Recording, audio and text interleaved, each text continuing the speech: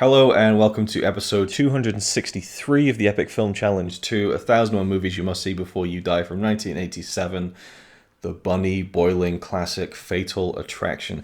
Interesting thing, we watched this on Sky Cinema and the kind of tagline was like, da da da da da, and the bunny hating Alex, whatever her character is. And so you... So glad I put two and two together before that was revealed. I was sat like that.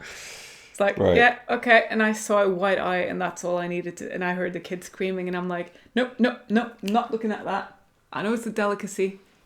But spoilers, I get. Do we really need to talk spoilers with Fatal Attraction? Your mom knew about that scene. We'll do a spoiler talk about the ending of the film, but if you don't know what the bunny boiling thing is... Everybody should know in this day and age. Yeah, I mean, I knew about it. You said bunny boiling. Yeah, bunny boiler is like a term which is probably not very PC these days, but it was used for like women who are really like obsessive with their partner or whatever. Really? Yeah. I thought it was literal. No, they call them a bunny boiler. Like I remember there was someone on Big Brother who was really like obsessive about her boyfriend when they got together, and the papers were calling her bunny boiler. Anyway, Fatal Attraction, 1987, Must starring. come from that, though. Yeah, it's from the film. Yeah. It definitely came from the film. It's a very unique scene to coin that phrase. So, Fatal Attraction, Glenn Close, and why is his name escaping me? Michael Douglas. I really like this one. Yeah. I did. So stressful. I had no idea what to expect, and that was really good for me because I knew that the bunny boiler thing was coming at some point. And it happens about an hour and a half into a 2-hour movie, and so then I was like, oh, where's this other half an hour going? Because I got no idea, and I was really excited about that. It was really building up very nicely. So the story revolves around, I think, is he a lawyer? Michael Douglas' character, his name's Dan. Anyway, he's some kind of businessman. It doesn't really need to go into what his job is. And he has a wife and a young daughter who looks like a boy and has a haircut like a boy. And so halfway through the film, I was like, oh, it's a girl. And it wasn't until we went to like close-ups, I was like, oh yeah, I guess it's a girl, but it looks like a boy. Anyway, so he has a young daughter and his wife, and they seem fairly happy. And then he meets this woman, played by Glenn Close, called Alex, who works at the same place he works at. And there's an instant attraction between the two of them. His wife goes away for a weekend, and he has a weekend-long affair with this woman, Alex. Very passionate and sexual affair. It said one night stand in the caption, which I was going to forgive. But nope, it's the whole weekend. You cheat. Right, so he cheats on his wife, and it's very well done. The kind of tension between them, like when they first they've met each other, that they can tell there's something going on. They go for a drink. It seems innocent, and then she's like, "Are you discreet?" And it's just like the way that silence sits there and stuff. You know where it's going. Well, she reels him in. If she hadn't hit on him, he would have never done it. You can tell because he was happily married. She instigates it for sure. Oh yeah, definitely. But. Anyways, I'm going to talk about that in a second, about the morality of everything. But anyway, so they have this kind of nice... The morality. So they have this affair, and she doesn't let it go. Mm-mm. And he's like, okay, well... She knows he's married. She's like, I thought I made this clear. This is just And he's really trying to let her down gently, but the more she pushes, the more blunt he has to be. And you can see her maybe fall in love with... There's a scene where he talks about an opera, and you can see in her eyes that she's actually starting to get feelings for him. And that's when you kind of think, okay, this might not be as clean of a break as he wants it to be when the weekend is over and his wife comes back into his life and everything. So the film turns into this kind of stalker thriller, basically, where she doesn't leave him alone and she's threatening basically his family by exposing everything in this. So we won't talk any spoilers for now, because I want to talk a lot about what happens in the film. So we'll cut off with a spoiler warning at some point. So we'll just very briefly, a very tension-filled film. The acting is really good. Yes, the tension, the way it builds. It builds so well. Really, really well done.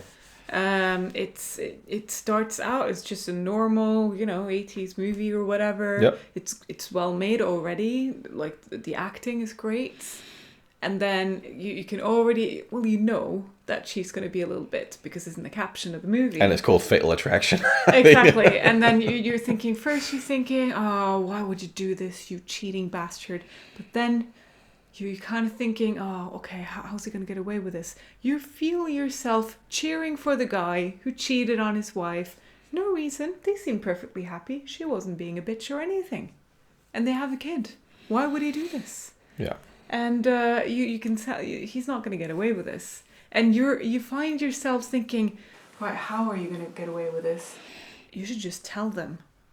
And then I think I made you pause it.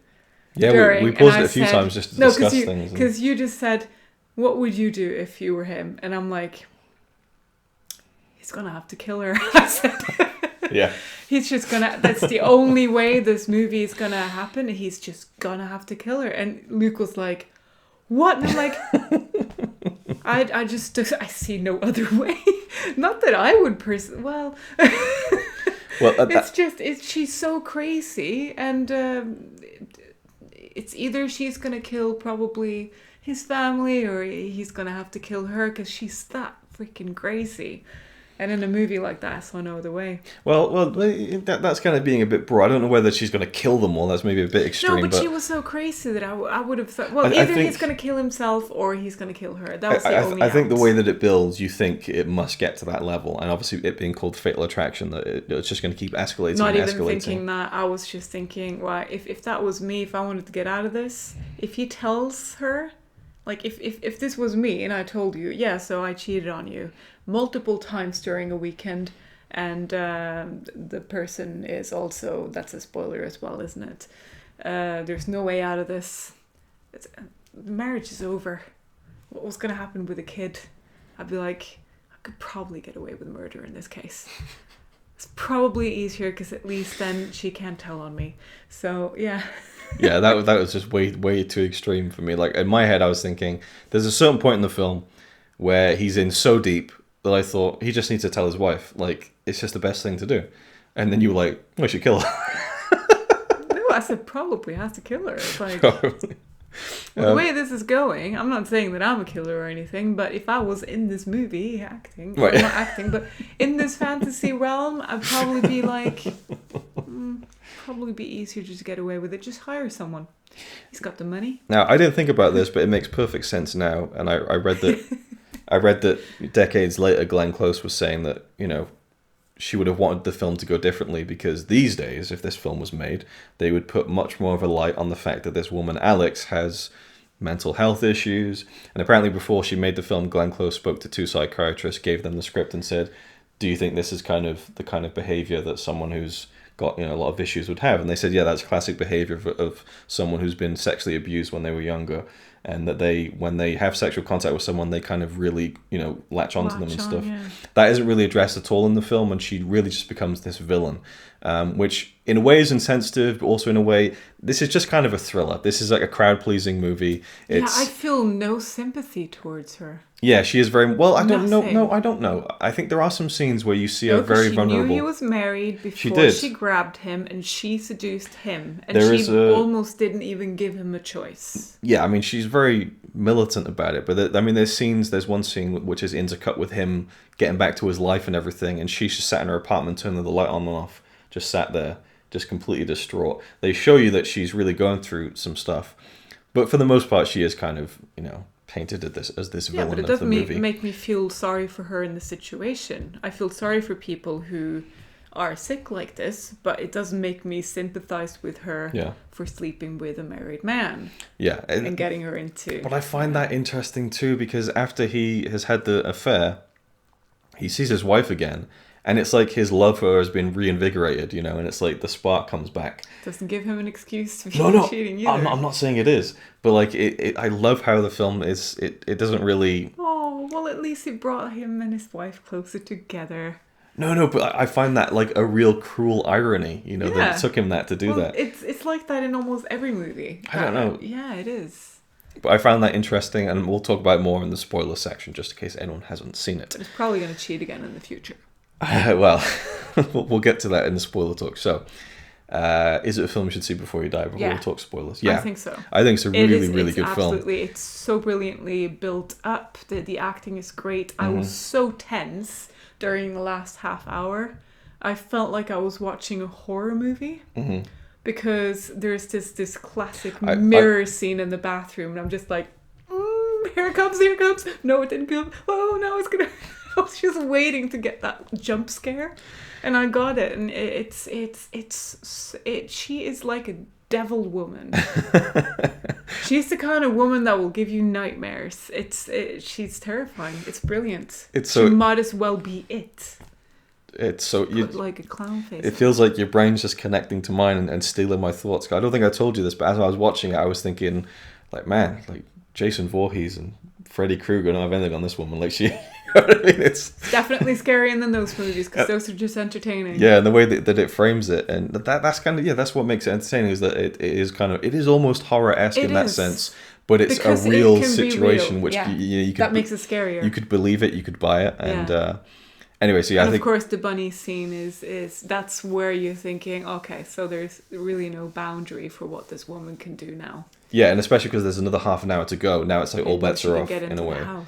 Yeah, so definitely a film you should see before you die. I was surprised by this one. I'd heard of it, a lot over the years, mainly for the bunny scene, but I really liked it. And given the fact that it's kind of what they call an erotic thriller, and there are some sex scenes, I thought that and I always get a bit like, oh, how extreme are they going to lean into this? It was tastefully done. Yeah, it was well done. It was fine. Oh, tastefully. Yeah. So we'll leave it there and talk now some spoilers.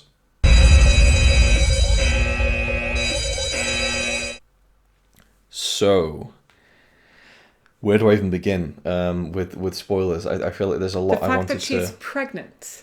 I don't know if that's real or not.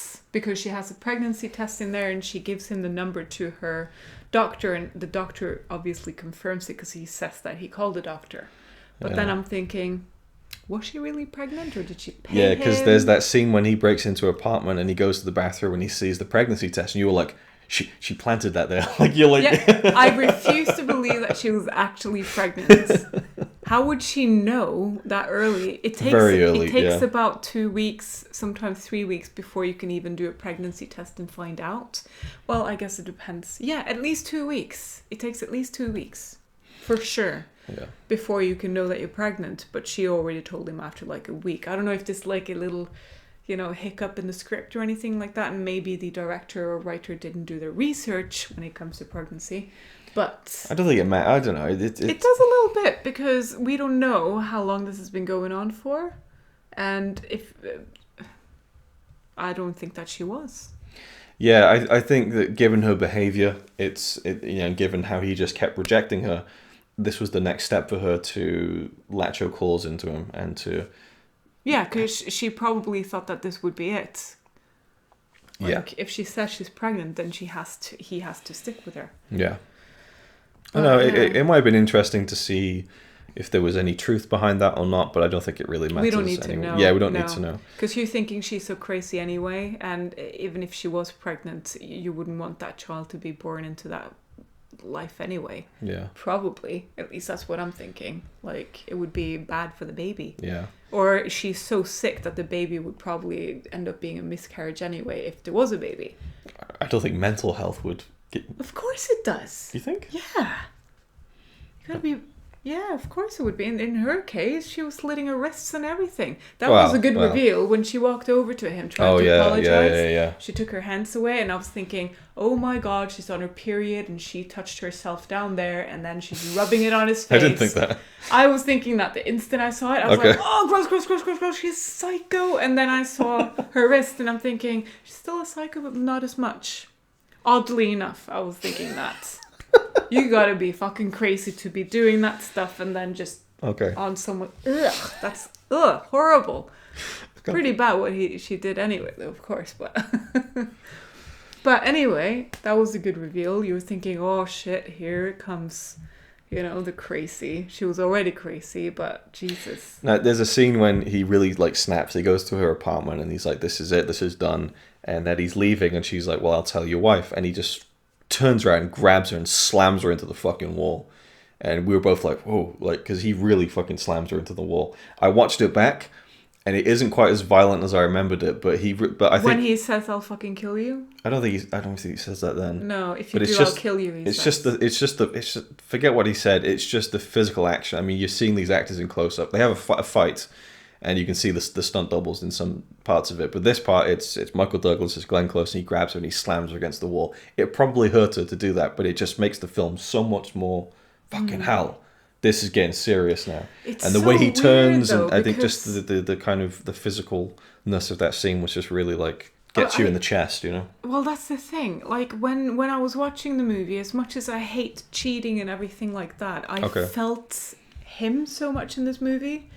Almost everything that he did, I might have actually done. That kind of like just instant rage that he got where he slammed her into that's kind of thing that I think that I would have wanted to do, but maybe I wouldn't have the strength to do it or the mentality to do it. But when he did it, I felt the relief, because yes, that's what you should be doing. And pretty much every stage that he went through, I'm not saying that I'm going to do these kind of things, because I'm never going to be in the situation or anything like that, and I'm not a man. But if I was a man in that situation, you could feel like I could feel, yes, this is the steps that feels natural to do. The craziness that you go through, you're so desperate for your wife and kid not to find out that you're going to pick up that knife, which he does. And you're going to move out of the city. Like, I love that at the beginning. Yes. The beginning of the film, his wife wants to kind of get a house in the country or in the suburbs, and he's like, I don't know. And then as soon as the situation, he's like, let's move. Yep. Let's go. And he changes the number, and then the wife gives the number, and she finds out where he lives. And that scene when he goes in, and Alex is there, Glenn Close, and she's sat there with his wife, like, to rent the apartment, and it's just like this. And that was the point where I thought he should just tell his wife. Obviously, it goes further. Yeah, that was when he paused it and asked me. It goes further than that. Now, I love the scene when he tells his wife, because it felt... This is probably the best scene... Well, maybe not the best scene, but it's one of the best scenes of the film, because the acting from... It's very abrupt. Yeah, but the woman who plays his wife was great, especially in this scene. She was heartbreaking, because I love how he doesn't really say it. He doesn't say, okay, I've been cheating on you. He's like, you know that woman, and he doesn't quite say it, and she looks at them, and she kind of ekes it out of him, and his look on his face confirms it, and she is devastated by it. And it actually made me well up a little bit, because her reaction was so believable. And she was really just devastated by this. And, and then he explains the situation and everything. And I'm glad that the kid came out as well, because when I'll parents are screaming much, realistic, in some movies, the kid never comes out. Yeah, yeah. And I'm thinking, why the hell wouldn't the kid come out and see what's going on? It's a natural progression of the scene, yeah. It is. Everything feels very natural. But what I loved was that her performance is brilliant and heartbreaking, and he's great in it too, but he starts explaining the situation, how this isn't just me cheating on someone, this is someone who's threatening our family now. And so she's like, okay, well, what does this have to do with anything? And she starts becoming more normal in her speech. And I thought, oh no, she can't just forgive him like that. I felt like they were letting us off the hook of her really feeling it. And then suddenly she just snaps and she stands up and she starts screaming at him. And I thought, brilliant. This makes so much sense. Like, at first she's gutted, and then she's trying to convince herself, okay, maybe this is just, and then she's like, no, I gotta fucking freak out. Didn't you also say that she's pregnant? I'm not sure. I can't remember the details of that. No, I just felt like such a great stages of denial, maybe, or just Oh, she went through all the 7 pieces of grief. Such a great scene. And then the daughter comes out, and I read that Michael Douglas was shouting at the young girl off screen, which was making her cry, and he felt really bad about it. But it got the shot, where she's looking upset. Yeah, I was thinking, wow, that kid's good. I actually really liked the young girl who played that character. Like, throughout the film, her interactions with him were really natural. Like, they're kind of joking with each other and stuff. Like, really just... I think that was... The way she looked at him sometimes felt like, oh, she could pass as his daughter. Yeah, and it looks like she's looking at him like a daughter as well. Yeah. Also, I think they might have... just like acting. I think they probably set the camera up and got him to interact with her, like, for real, and to gain some natural performances and stuff. Might be, yeah. Anyway, so that whole, kind of telling his wife scene was great. And then towards the end, we have the big scene in the bathroom. And we'll talk about... Oh my god, right, that was the best part. We'll talk about that. I just want to wrap up him and his wife. So obviously, just before it gets revealed that Alex is in the house, he's kind of saying to his wife, do you need anything or whatever, something like that. And you can tell they're trying to rebuild things, but it's not quite, it's not quite, maybe there's a hope for them yet. And then that's because she almost died in a car crash because she kidnapped the daughter. Yeah. There's that. Which is an important thing. I think that brought them together again because she realized that she needs his protection as well. But there's that hint in the beginning of the bathroom scene where you can tell he's trying to, make things right again. And there's maybe the look on her that she might be trying to accept it. And then the whole thing happens in the bathroom or whatever. The final scene of the film is him and his wife. I think he's holding her maybe, but they walk off together. out of camera shot, and the camera just slowly focuses on the family portrait of him and his wife and the girl. And at first I thought, oh, that's nice. And then I thought about it and I thought, is it really nice? Maybe this final shot is like, this is what he had, and it's probably never going to be the same again. You know, I mean, if you could imagine this kind of traumatic situation, like what happens in the bathroom really happening, it's going to be hard for a family to recover from that completely. And so I like that it ended on that shot, which you can view as a happy ending or not so much of a happy ending. I thought that was a really nice touch to end the film. You don't know if they're going to stay together or not. So I just like that. I like that it wasn't like she forgave him and it was all, great. There was just like, it's up to your interpretation, I guess. You're done? No. So many more things to talk about. I just wanted to wrap up the him and his wife relationship because that's the last shot. I didn't want to forget about that last shot. So so the fight in the flats. Yeah. I think that's an important thing. Yeah. The physicality of the whole thing, how violent it was, the way she was trying to like basically crawl away. They're back in the kitchen where they started things. Yeah. But this is a completely different. You knew she was crazy when she was doing all that stuff with the water on. Oh yeah, I forgot about that. I was thinking like, what the fuck is she doing? What's wrong with her? All right, she's fucking crazy. That makes sense now. She turned the water on behind her while he was doing stuff, and she was like putting the water on his face. Anyway, that's the least crazy thing she did, I guess. Yeah. But this whole thing, she gets a knife, and then he gets to take the knife away from her, but she's slashing at him anyway. And then as he's about to actually kill her, he steps away. No. He's choking her on the ground. Yes. And I'm thinking, if he had an after, that's when the knife comes in, because she tries to kill him. He tries to kill her by choking her. Then he's not going to do it, because that gives you enough time to think about what you're doing when you see the light going out of someone's eyes. I sound like I've done this before. No, it makes but sense. Everything makes so much sense because I'm so in his body throughout this whole movie. It just shows that you really connected to the story. Yeah, and then if I could just butt in very quickly, if he had a gun, she would have been dead. Is what I want to say. And that's what I was going to say. Yeah. It's a very he wouldn't have realized it. It's a knee-jerk reaction. Boom, done. And then you realize what you've done. With strangling, you really got to commit to it, and you really got to. And it takes a long time. So you have time to reconsider. So he had time to think. Okay, I can't actually do a killing because he's probably having time to think about what his family's going to do. It's going to go to jail. It's going to ruin everything anyway. And then she grabs the knife. He manages to take the knife away from her. When he puts the knife down, first of all, I'm thinking, no, your fingerprints are on the knife. He puts the knife down, and the camera's on the knife, and he's backing off. And you see her smile, and I'm thinking, that bitch is going to kill herself with a knife with his prints on it, and she knows he's going to go to jail because his DNA is all over this whole fucking flat. She's got him now, and he's walking away. What an idiot. Just do it. But then it doesn't happen. And that is the ending. It's supposed to be. That was the ending, apparently. She killed herself, and he was framed for her murder. He goes to jail. That's end. Exactly what I thought was going to happen. That is the ending that they shot. That was the movie. Done. They showed it, to test audiences, and they didn't like it. So months later, they went back and rewrote the whole ending for that bathroom scene. And the bathroom scene was great. It's amazing. And I like the idea of that ending because it feels like maybe the more realistic ending. The bathroom scene is more of a kind of like, again, almost like the kind of horror movie ending, but it's so like... But I like that because I'm already thinking, that's it. That's what's supposed to happen. And when it doesn't happen, I'm thinking, whoa, the whole thing was leading up to it. Because that's exactly what's happened, which makes it predictable. So I'm glad that they went around it and they made a new ending. Maybe some people aren't. But the whole thing in the bathroom, you know that she can get into the house anyway. You know that she had that psycho look on her face. And the second she was looking into the mirror, I was like, shit, she's going to be there. She's going to be there.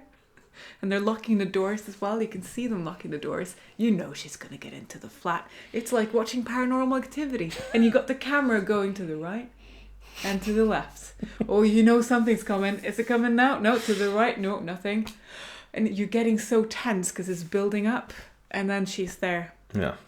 And the wife isn't even fucking screaming. And then you got the kettle. Everything is building up so great. Why aren't you walking upstairs? The roof is fucking leaking. So glad she didn't kill the dog. And the whole bathroom thing. And I said, on the bathtub thing, I said double tap. Oh, yeah. So, and then she double taps. So he gets there and there's a fight. The knife is slashing people left, right, and center. He gets her into the bath. He chokes her underwater and she dies. And her eyes go white. They did like contact lenses. And I read the director regretted that because he thought it was a bit too over the top. And I can kind of agree with that one. But they don't really go white that quickly, do they? It's like here and there. Like it almost doesn't even match continuity. continuity. I mean in real life. Oh, right. I don't know. I don't think it's really that sort of thing. Maybe it's just a symbolism. Maybe if you're like underwater dead for days, I don't know. Anyway, so you know, she's there and she's like dead under the water. And I feel like I must have seen this scene before, but I hadn't remembered it because I felt like I remembered seeing her jump up out of the water again. You see it coming anyway. I might have seen it in like a clip show like many years ago or something, you know what's gonna happen. But I wasn't entirely sure, and I just felt like, God, is it really going to keep going? And it does. And I said double tap, and I kind of spoiled it for you, didn't I? You made me think it more than I would have. Yeah. But I think also the way he sat there and it's kind of lingering on the wide shot. Why would you turn your back on something that tried to kill you? Well, he thought she was dead. He felt the life go out of her, but obviously she wasn't completely gone. And when the wife shoots her, that was like, to me, that was like, I was like, oh, like, it was a great kind of, especially the phone call, Lily, when she just picks up the phone and she says, like, if you come in my family again, I'll kill you. You know, like, ice cold, like, and I don't know if I said this to you, but I felt it watching the film. I think this would have been a great film to see in the cinema when it came out. Yes. Like, I think the crowd would be so into it. Oh, I was so tense. I feel like people would cheer when she gets shot at the end as well, which again, it's one of those films where it's more of a crowd pleaser. Screaming. Yeah, definitely. It's, you know, these days maybe it wouldn't fly so much in terms of how much that woman is painted as a kind of villain, but I really enjoyed the, you know, well, maybe they the complex journey to get there. Maybe they remaster it, like remake. Remaster. What you mean? Make the film look better? Yeah, 4K. Okay. Put it back in the cinema, like they're doing. Okay. Yeah, I mean that's possible. I guess. Yeah. Lost Boys. Yeah. Yeah, and they're doing Ghost again. So. No, I just mean if it was a film made today, I don't know. They would probably want more. To show the old one. Yeah. Yeah. Yeah. Okay. I'm sure the film does get screened from time to time. I feel like this movie, yeah, and it should be because but it might as well have been made now. But you know, but seeing it where no one in the audience has seen it before and not knowing the twists and turns, I think it would be a really fun experience. Oh yeah. I also want to mention something which I found really interesting is that Glenn Close, you know, was I guess auditioning for the part, and the director or the producer was like, she's not right for this. She just not Glenn Close. And every actress under the sun, it seems like, audition for this, like Demi Moore, like all the actresses Jodie Foster would be good in this one. All the actresses who you would imagine at that time in the 80s kind of went up for the role. I don't know how she eventually got it, but she saw it as a personal challenge to herself to seem sexy in the movie because that's what her character is supposed to be, and she took that as a real kind of you know, a challenge, I suppose. And this might sound awful, I don't find Glenn Close particularly that attractive to me for my tastes. His wife was so much prettier. She was. His wife was gorgeous, but Glenn Close, I think I could see it. You know, the way that she held herself, I don't know. I could see why he was attracted to her. I think she did a good job of, you know. Because she had some sort of, strangely enough, authority over her, so maybe he liked that. I don't know. And she had blonde curly hair, so that was popular. But I'd never seen Glenn Close and thought, okay, she's actually, you know, fairly pretty. You know, I don't know. I think that seeing as she took that as a challenge to herself too. No, she's good looking. It's just that in this case, the wife was, for me, more attractive. Yeah, you were saying like, why would he? Why would he go away from that? But I think she pulled it, and it's not even about the looks. It's about acting sexy, which I can imagine is a really difficult thing to do. I think it was a personality thing as well. Yeah. Before he learned how crazy she was. Oh, of course, yeah. There's nothing sexy about that. Some people get attracted to crazy as well. They feel like a need to fix the crazy. Yeah. I don't think he felt a need to fix it. He felt a need to get away from it as quickly as possible. Yeah, it was like, I have to run. Yeah. But yeah, I also read a weird bit of trivia where she didn't realize, Glenn Close didn't realize she was pregnant when she filmed the bathroom scene, which is kind of a weirdly ironic thing when you think about her character, and also the fact that she got like ear infections and eye infections doing the bathroom, you know, choking scene and stuff, and so that could have been really dangerous for her. baby that she didn't know she was pregnant with, and she got knocked out as well when her head got slammed against the mirror. So that was a really rough scene for Glenn Close. So I think she did a great job making that scene even more involving by her being there, doing all the stunts for that scene and being thrown around or whatever. So yeah, great film. Really, really enjoyed it. I feel like maybe again, it's a film you can really talk about because it's got so many levels to it. Yeah, it's very hard to stop talking about it because it's so great. But it's in the book, isn't it? So it's most definitely a movie that must be seen. Yes, before you die. Agree. I'll recommend it to normal people who aren't really like movie fans either, because it's. I think this is a movie that I would want to watch again as well. Yeah. Because there might be little things to pick up on. Yeah. And I'll definitely view the kid differently in the first scene because I know it's a girl. Because when they were talking about her, and I'm like, her, what? Do they have a second kid? I thought there was a second kid when he said daughter. So. Yeah.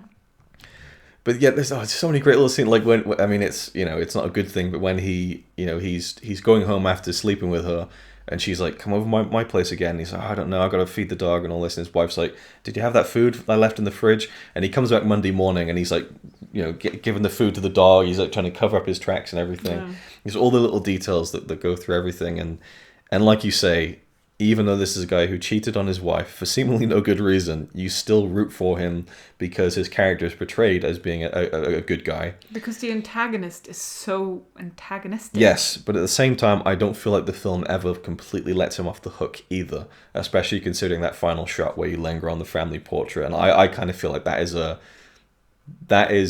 it is. That is a picture of the past. That is something that he can never go back to now, and that's kind of his fault, really. But so I like that it's not completely black and white, and the morality of it is questionable. And also how he wouldn't be able to get help. He tried to go to the police a couple of times. Yeah, I like that. It wasn't like something he kept away. I mean, didn't he go there and he's like, "Oh, so I got this friend who has this woman," and the cop's like, "Sure, your friend." Like the cop knows exactly what's going on. Yeah. But no, like they wouldn't do anything. But if it was the other way around, if this was a man going after a woman. Already back then, I feel like almost this was a role reversal, anti-feministic thing or whatever, because it's a role reversal from what you would normally expect for a stalker movie to be. Yeah, it was a man who was the police officer, and they're thinking, well, has she done anything? Has she killed anyone? It's like it makes you think. No, she's crazy. I want her. I want to. What do you call it? Like a. Restraining order. Yes, a restraining order. Can you get me Yeah, just get him away. It's like, if this was now, it's like instantly, so he's stalking you. Yeah, okay, we'll get you a restraining order. Is she stalking you? It's like, yes. Well, what's she going to do? She's a woman. She's going to do everything. It reminded me of two other films. Not that it's similar to them, but just certain things. One was Pacific Heights. Just in terms of like someone who's doing something to you, and the police are like, well, what are they doing? It's like kind of that kind of thing. The frustration of it. And then two was Sleepless in Seattle, because again, I think if Sleepless in Seattle the roles were switched, it would be a completely different movie, because Meg Ryan essentially stalks Tom Hanks throughout that film. Like, it's a stalker movie. True. It is, right? But it's seen as so sweet and romantic. But if the roles are reversed, it'd be completely different. So it just made me think of that because of what you said with the role switching here. But anyway, Fatal Attraction.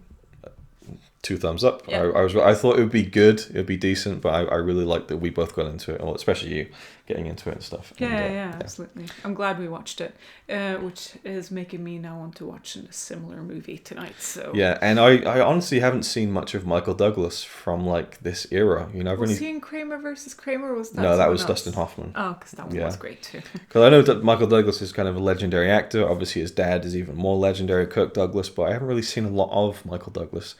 At least from, I guess, his prime. I don't know. I've seen him in recent films where he's older, but so it was interesting for me to see one of those. I've seen more of Glenn Close, I think, in kind of the 80s and stuff. Can't believe you asked me. Do you recognize him? Well, and then during a dinner scene, and then I was thinking about his friend, and I'm like, well, he looks familiar. And then you go, it's Ant-Man, and I'm like, yeah. You're kidding.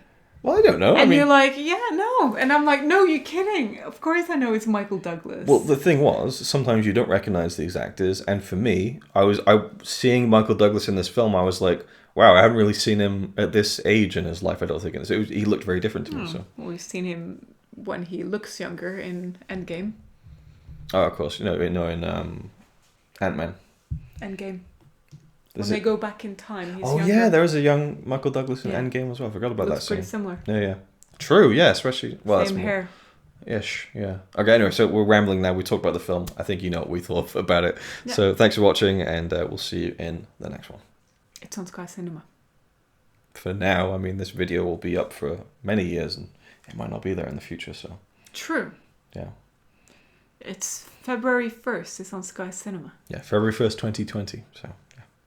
Oh, that's important too. Thanks for watching. Bye.